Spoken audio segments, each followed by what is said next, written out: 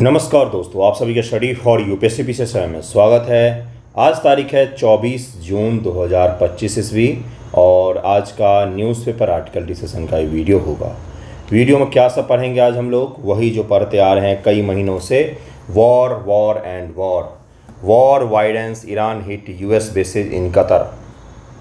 क्या ये सच है? सच में मिसाइल मारे गए हैं।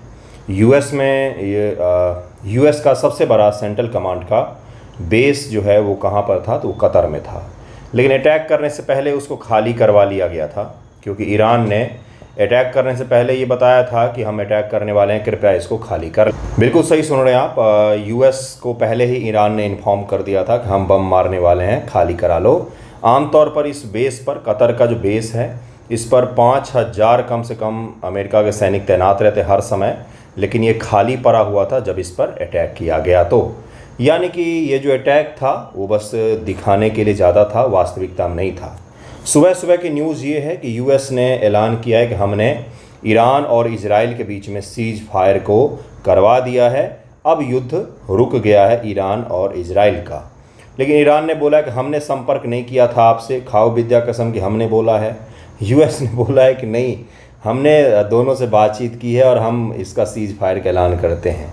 तो सीज फायर हो गया वैसा ही जैसे भारत ने कभी नहीं बोला कि हमें सीज फायर करना है, पाकिस्तान ने बोला, लेकिन अमेरिका बोल रहा है कि मैंने दोनों देशों के बीच में करवाया। उनका कोई योगदान था नहीं। खैर, यहाँ पर जो भी हो, सीज फायर हो चुका है, ये भी मान के चलिएगा कि अब युद्ध नहीं होने वाला है, युद्ध रुक गया है।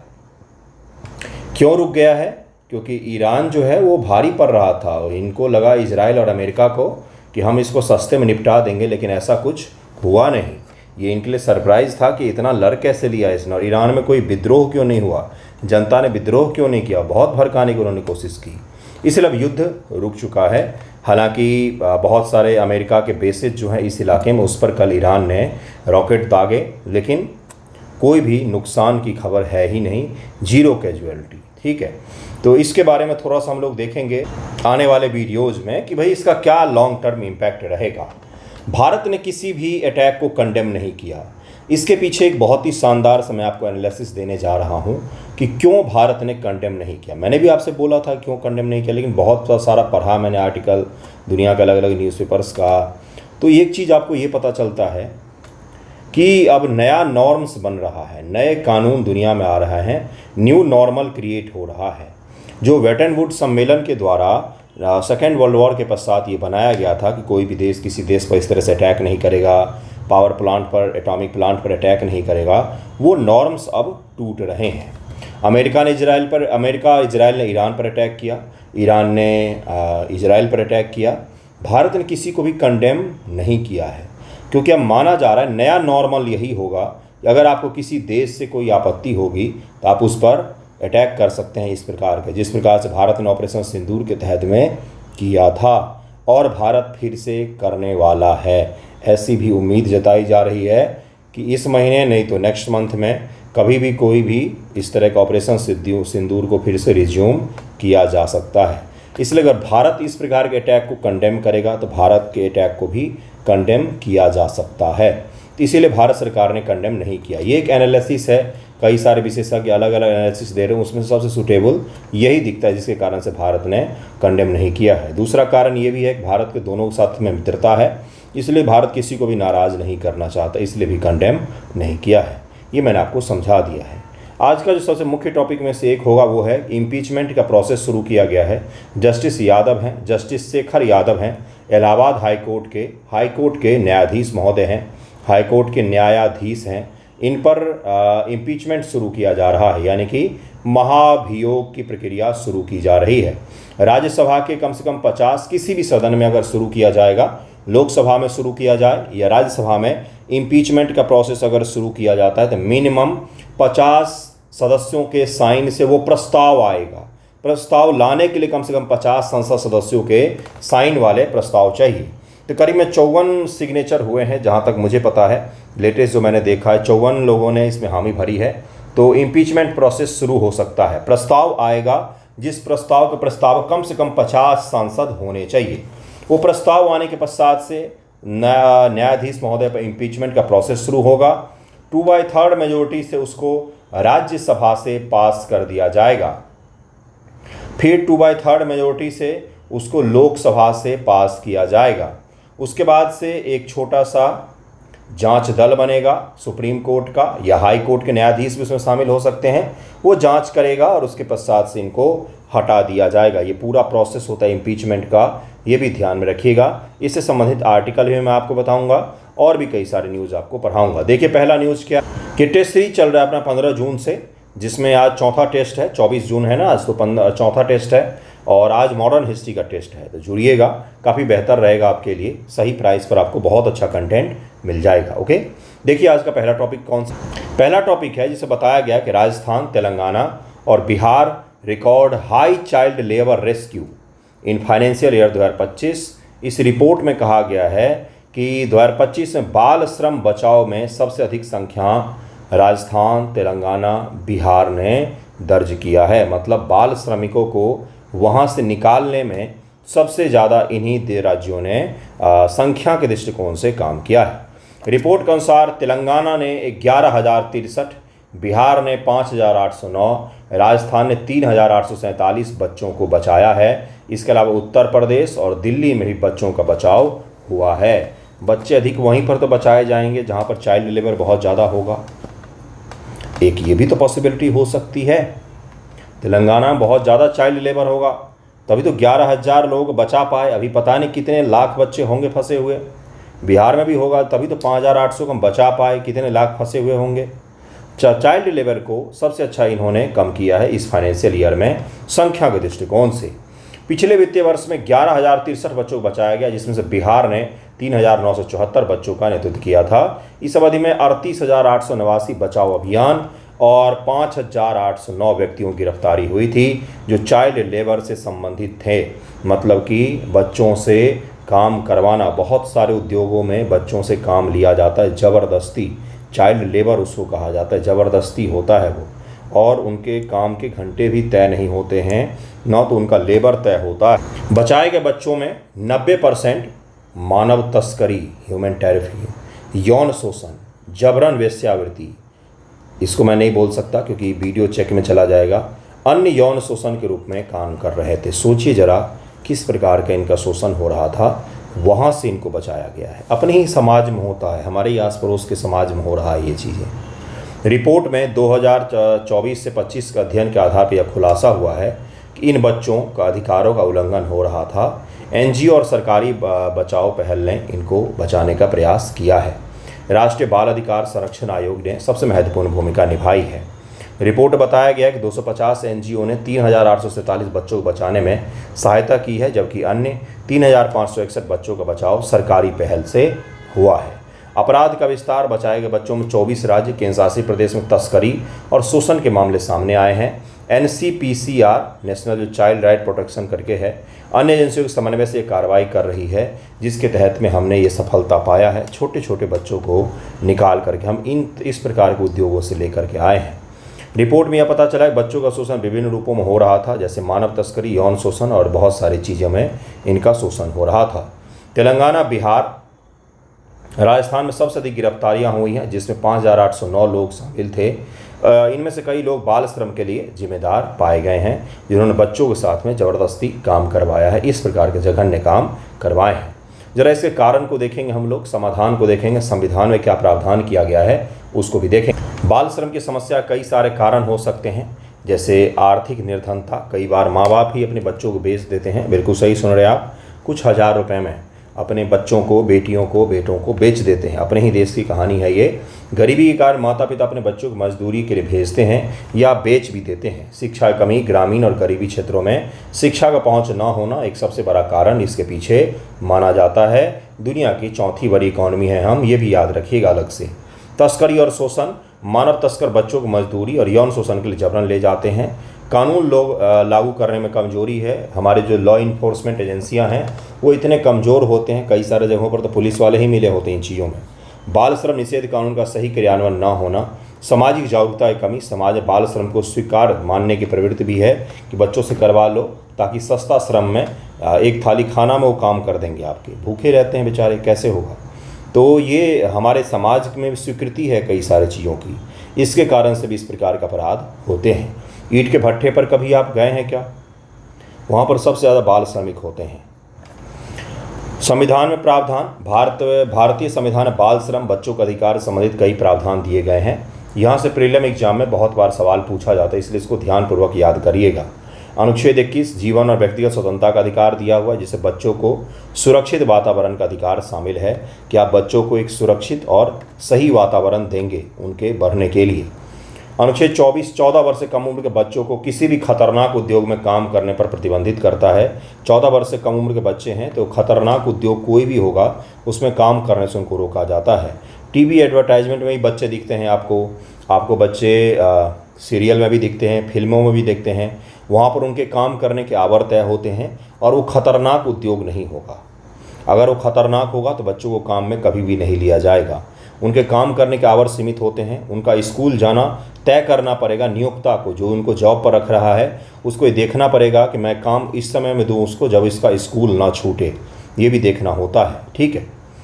अनुच्छेद 39F बच्चों को आर्थिक शोषण से बचाने और उनके स्वास्थ्य विकास के लिए राज्य की जिम्मेदारी तय करता है कि ये स्टेट का रिस्पॉन्सिबिलिटी होगा कि बच्चों को आर्थिक शोषण से बचाए और उनके स्वास्थ्य का ध्यान रखे।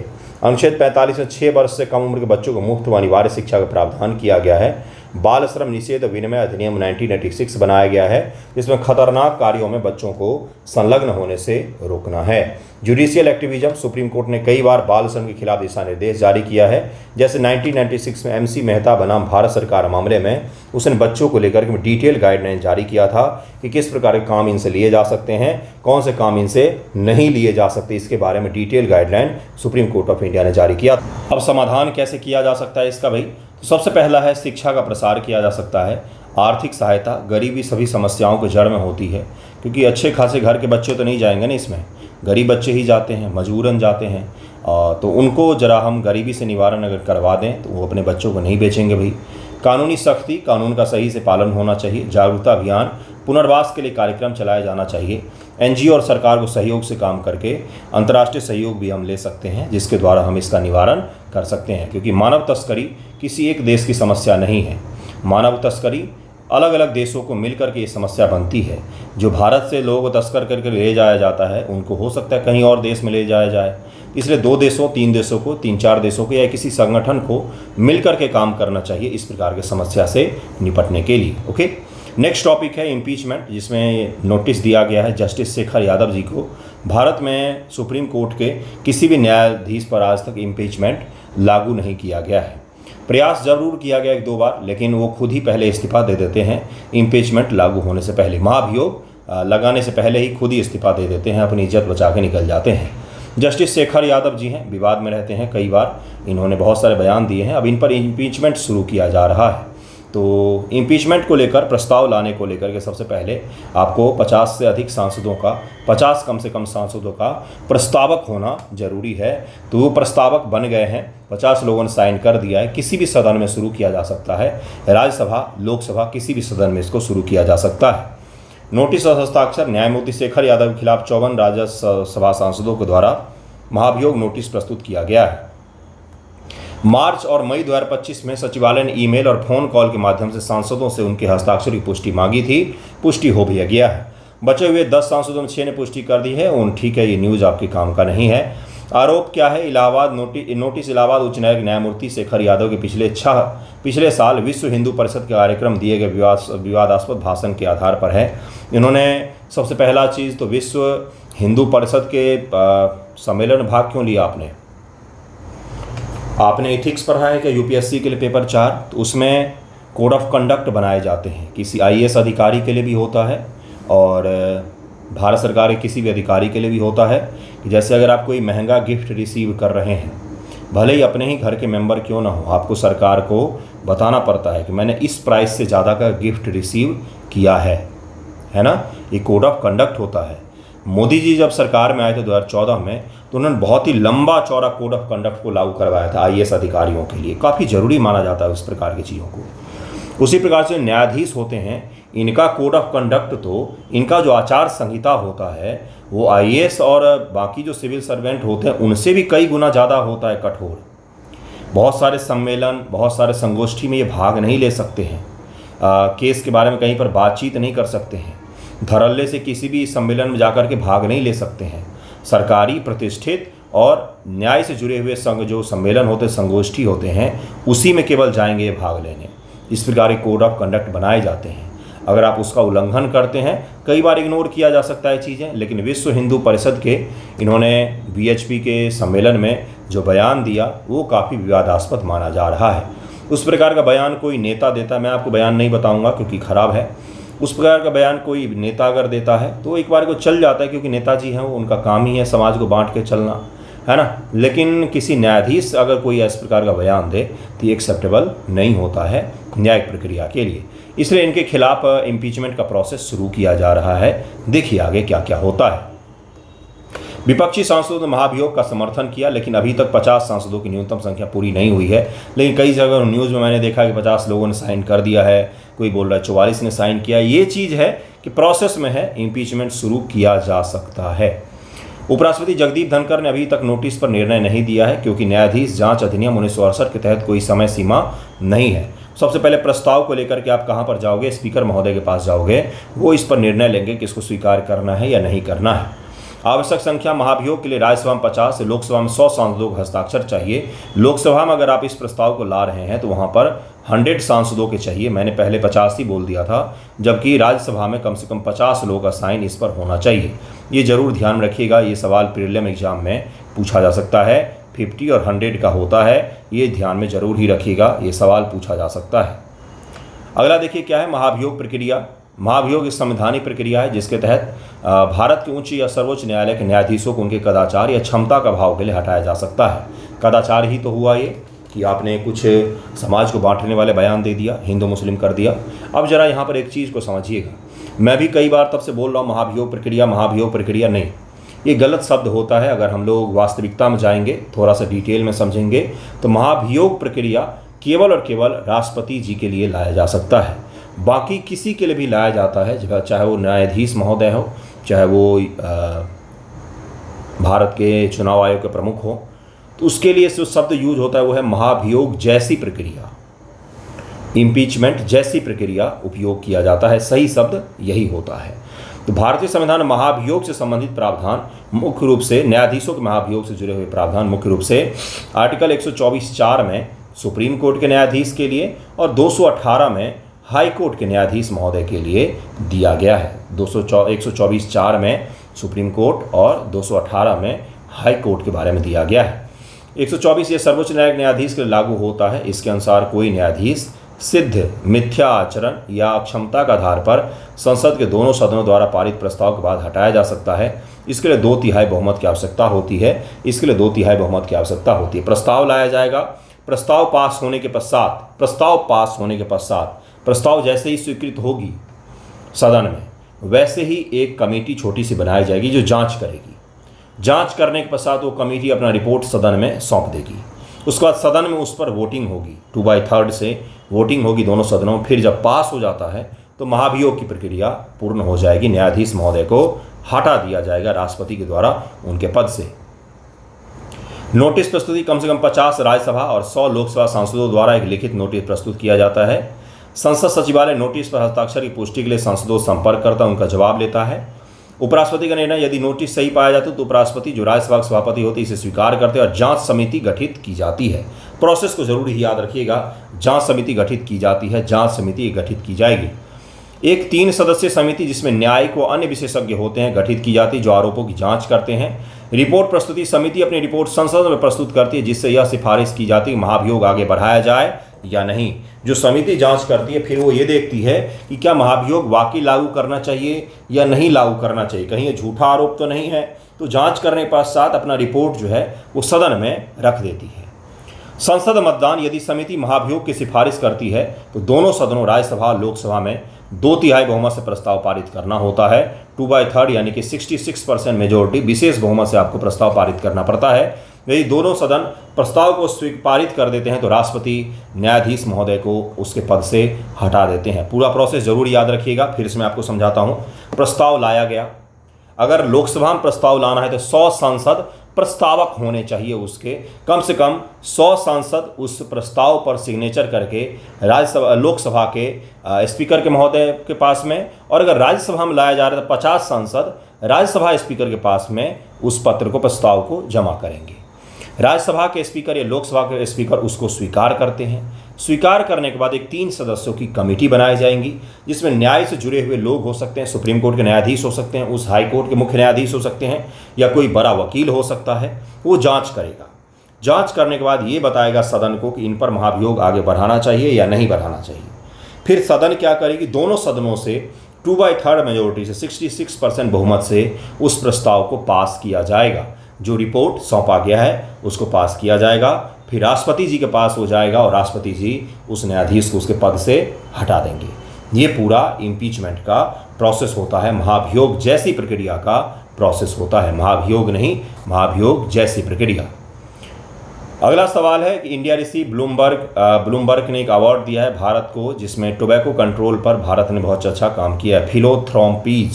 फिलैंथ्रोपीज award for global tobacco control एक प्रतिष्ठित पुरस्कार है ब्लूमबर्ग का, ये भारत को दिया गया है। नियंत्रक टोबैको कंट्रोल के क्षेत्र में उत्कृष्ट योगदान के लिए दिया जाता है। यह पुरस्कार ब्लूमबर्ग फिलैंथ्रोपीज द्वारा प्रायोजित है, जो सार्वजनिक स्वास्थ्य और तंबाकू उपयोग को कम करने के वैश्विक प्रयासों का समर्थन करता है। इसके बारे में ज़रा हम लोग समझेंगे। इस पुरस्कार में भारत को अच्छा बताया गया है, भारत को पुरस्कार दिया गया है टोबैको कंट्रोल में। सबसे घटिया चीज़ होता है यह पुरस्कार उन देशों और संगठनों को सम्मानित करता है जो तंबाकू के उपयोग को कम करने या तंबाकू छोड़ने की पहल को बढ़ावा देने में सफल रहे हैं, उन्हीं को ये दिया जाता है। 2025 के विजेता 2025 भारत समेत 6 देश मॉरिशस, मैक्सिको, मॉन्टेनेग्रो, फिलीपींस और यूक्रेन को यह पुरस्कार मिला है। भारत सहित और 6 देश हैं, मॉरिशस, मैक्सिको, मॉन्टेनेग्रो, फिलीपींस और यूक्रेन, इनको ये पुरस्कार दिया गया जिन्होंने तंबाकू के उपयोग को कम करने के लिए सरकार के जो प्रयास हैं उसको इन्होंने बढ़ावा देने का प्रयास किया है, और इन देशों ने अच्छा काम भी किया है। भारत का योगदान, भारत को ओ श्रेणी का पुरस्कार मिला है, जो विश्व स्वास्थ्य संगठन के एम्पावर नीति पैकेज का हिस्सा है। यह तंबाकू छोड़ने में मदद करता है। पुरस्कार राष्ट्रीय तंबाकू नियंत्रण सेल, स्वास्थ्य और परिवार कल्याण मंत्रालय को 23 जून 2025 को आयरलैंड के डबलिन में आयोजित विश्व तंबाकू नियंत्रण सम्मेलन में दिया गया है। अब ये भी याद रखना है कहाँ पर दिया गया है, आयरलैंड डबलिन में दिया गया है। और विश्व तंबाकू नियंत्रण सम्मेलन कहाँ पर होने वाला है, तो ये आयरलैंड में इस बार आयोजित होगा, 23 जून को होगा। एम्पावर नीति पैकेज का हिस्सा है WHO का, उसी के तहत में पुरस्कार हमें ओ श्रेणी का पुरस्कार मिला है।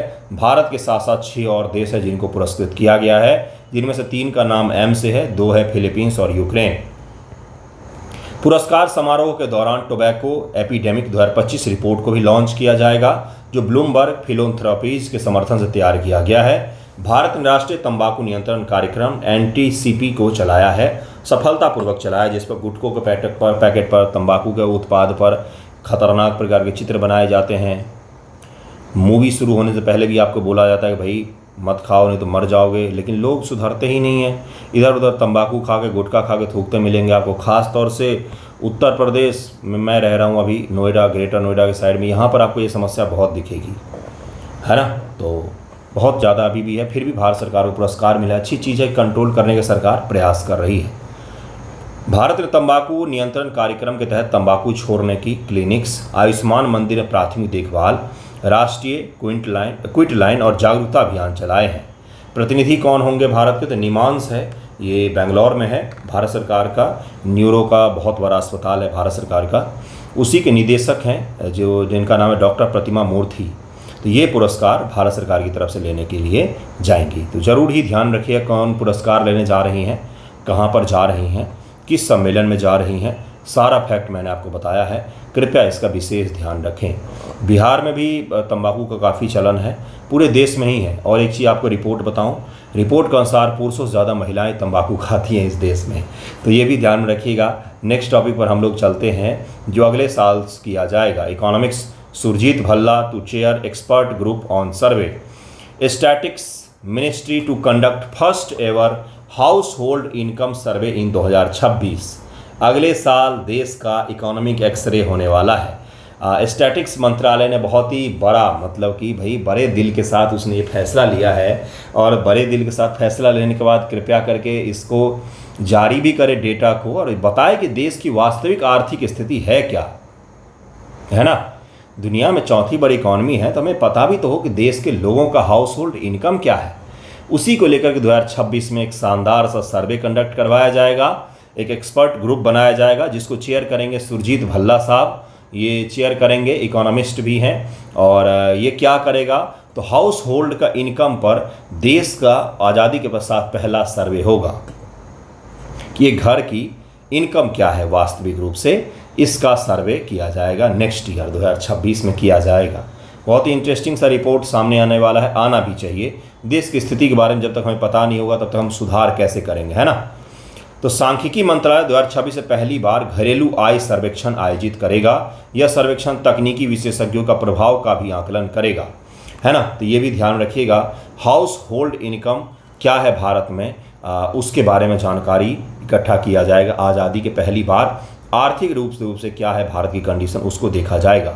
और अगले साल तो जनगणना भी होने वाला है, जातिगत जनगणना भी होने वाला है, तो अगला साल बड़ा ही रोमांचक होने वाला है। अर्थशास्त्री सुरजीत भल्ला इस विशेषज्ञ समूह के अध्यक्ष होंगे, ये भी ध्यान रखिए। क्या पता बीपीएससी इसी बार इससे सवाल पूछ ले, भले अगले साल ये समिति बनने वाली हो। समूह की बैठक 24 जून 2023 को आयोजित की जाएगी, जिसमें भारत के आर्थिक सलाहकार बाला सुब्रमण्यम भी शामिल होंगे। सर्वेक्षण घरेलू आय डेटा एकत्र करना कि घर का आय कितना है, तकनीक अपनाने के प्रभाव का मूल्यांकन करेगा कि टेक्नोलॉजी को कितना ज़्यादा कोई घर एक्सेप्ट कर रहा है।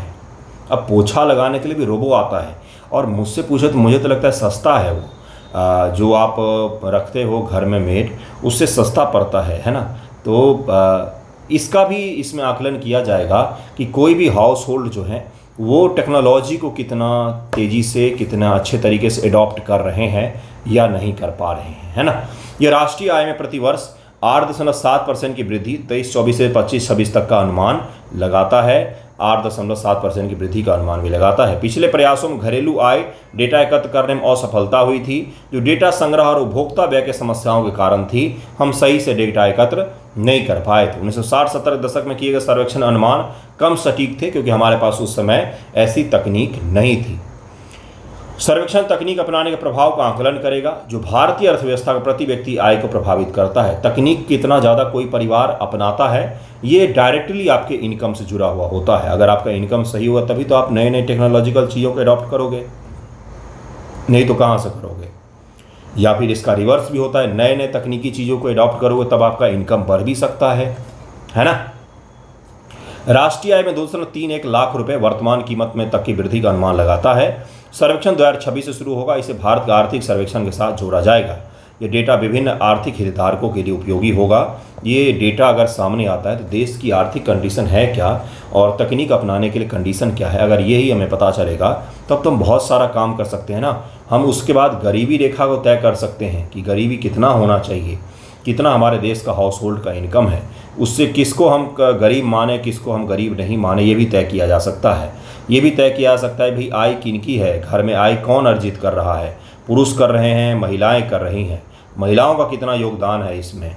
जातिगत रूप से भी पता चल जाएगा, क्योंकि जातिगत जनगणना भी हम लोग करने वाले हैं, तो वो भी पता चल जाएगा कि भाई किस वर्ग, किस संप्रदाय, किस जाति, किस धर्म विशेष, किस एरिया, किस क्षेत्र में इनकम सही है, कहाँ कम है, कहाँ किस चीज़ की कमी है। हर चीज़ के बारे में हमें पता चलता है डेटा सही तो वही डेटा अगले साल इकट्ठा किया जाएगा। नाम किनका किनका ध्यान में रखना है, तो इनका नाम जरूर ध्यान रखिएगा। सुरजीत भल्ला साहब हैं जो इसको चेयर करेंगे, अगले साल इसको शुरू किया जाएगा।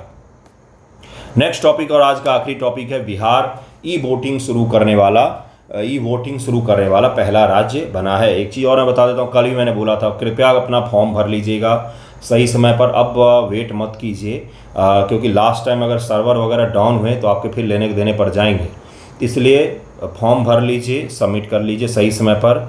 और घर में भर रहे हैं तो फ़ोन से मत भरें, बहुत कॉम्प्लेक्स है फॉर्म। बीपीएससी एग्जामिनेशन में अब 4 चरण हो गए सेलेक्ट होने का। पहला है फॉर्म भरना सफलतापूर्वक, दूसरा है प्रीलियम, तीसरा है मेंस, चौथा है इंटरव्यू। फॉर्म भरना भी अपने आप में एक बहुत बड़ा चैलेंज है। घर में भर रहे हैं तो लैपटॉप से भरिएगा और सही तरीके का लैपटॉप यूज़ कीजिएगा जिसमें हर चीज़ सही हो, वेबकैम वगैरह हो। और अगर साइबर कैफ़े में भर रहे हैं तो उसको सही से पहले समझाना कि मैं जो बोल रहा हूँ वही लिखो, अपना मन मर्जी ना चलाए, क्योंकि बहुत सारे बच्चों को मैसेज आता है किसी का डेट ऑफ बर्थ गलत कर दिया, किसी का OTR में ही गलती कर दिया। अब OTR तो एडिट भी नहीं होता है ना। तो इसलिए कृपया उसका विशेष सावधानी रखें, क्योंकि फॉर्म भरेंगे तभी तो एग्ज़ाम दे पाएंगे ना, फिर पढ़ने का कोई मतलब ही नहीं बनता है। बिहार शहरी स्थानीय निकाय चुनाव के लिए ई-वोटिंग प्रणाली शुरू करने वाला भारत का पहला राज्य बन गया है, पहला ऐसा स्टेट है, इसलिए इसको विशेष रूप से याद रखिएगा। स्थानीय निकाय के चुनाव के लिए, लोकल बॉडीज़ के चुनाव के लिए कल ही मैंने लोकल बॉडीज़ आपको पढ़ाया है, तो उसको भी जाकर के देख लीजिएगा। बिहार राज्य निर्वाचन आयोग CDEC द्वारा विकसित 2 मोबाइल एप्लीकेशन ई-वोटिंग SEBHR, ठीक है, बिहार राज्य निर्वाचन आयोग द्वारा विकसित एक अन्य ऐप के माध्यम से इस डिजिटल वोटिंग पद्धति को लागू करेगा। ई वोटिंग प्रणाली इलेक्ट्रॉनिक वोटिंग प्रणाली में मतदान केंद्र पर ई वोटिंग मशीनों या कियोस्क का उपयोग किया जाता है, जो तुरंत वोट रिकॉर्ड करते हैं और इंटरनेट कनेक्टिविटी के बिना रसीद प्रदान कर देते हैं। भारत में पहली तरह का पहल होगा। बिहार नगर पालिका और शहरी निकाय चुनाव के लिए ई वोटिंग प्रणाली अपनाने वाला देश का पहला राज्य होगा। एस्टोनिया 2005 में ऑनलाइन वोटिंग का उपयोग करने वाला विश्व का पहला देश था। अब एस्टोनिया पहला देश था और बिहार पहला भारत का राज्य होगा जो इलेक्ट्रॉनिक ई वोटिंग को अपनाएगा। दूर से बैठ करके वोटिंग कर सकते हैं। यह प्रणाली ब्लॉकचेन सुरक्षा और लाइवनेस डिटेक्शन और फेस मैचिंग जैसी बायोमेट्रिक प्रमाणीकरण के माध्यम से छेड़छाड़ रहित मतदान सुनिश्चित करती है। ऑनलाइन मतदान हो सकता है और इसमें सबसे बड़ी चीज़ है कि ब्लॉकचेन तकनीक, जिसको हैक करना लगभग में इम्पॉसिबल माना जाता है, बहुत मुश्किल होता है, क्योंकि उसमें एक जगह सेंट्रलाइज नहीं होता है, अलग अलग ब्लॉक में डेटा इकट्ठा किए जाते हैं। फेस मैचिंग जैसे बायोमेट्रिक प्रमाणीकरण के माध्यम से फेस मैच करके बायोमेट्रिक से प्रमाणीकरण होगा, इसके आधार पर वोटिंग की जाएगी, जिससे डुप्लीकेसी को भी रोका जाएगा। बहुत ही बड़ा अचीवमेंट है ये, मान करके चलिएगा, जो बिहार के स्टेट इलेक्शन कमीशन अपनाने जा रही है लोकल बॉडीज़, खासतौर से नगर पालिका के इलेक्शन के लिए।